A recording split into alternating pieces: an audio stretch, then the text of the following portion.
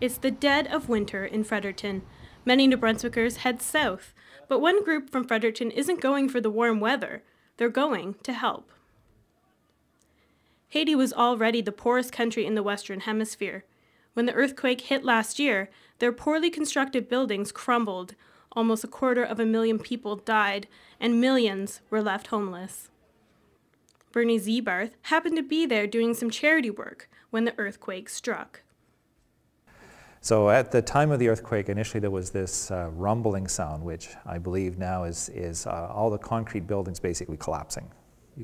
And there was a pall of dust came up from that. But the big thing we heard was the sounds.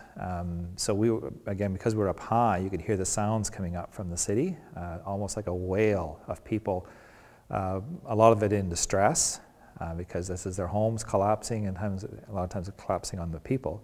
But also some people just crying out and thankfulness that they were okay, like they survived. Bernie will fly down next month with a group called Freddie Link. They raise money and awareness for a community in Haiti that they're helping to develop. My expectation is that it will be hard to see, right? I mean, the reason we're going is because of the poverty. While eco-groups such as Freddie Link are still helping, many in Haiti are still without help, without a home and without basic necessities, and they're living in conditions like this. The statistics are grim.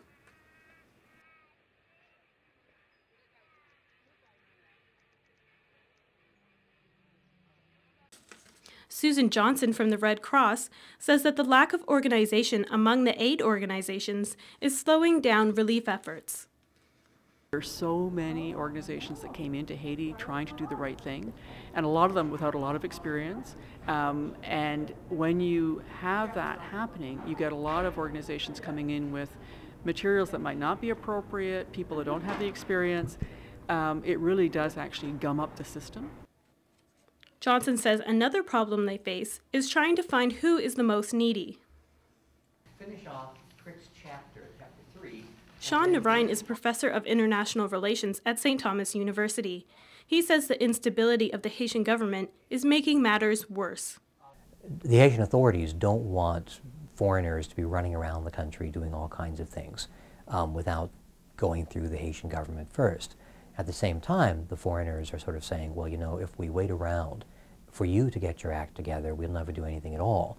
But in the end, it seems like the government has had enough authority, enough power to block the foreigners from doing very much, while at the same time not having a very much authority or ability to carry out the sorts of initiatives it needs to actually alleviate the suffering of the Haitian people.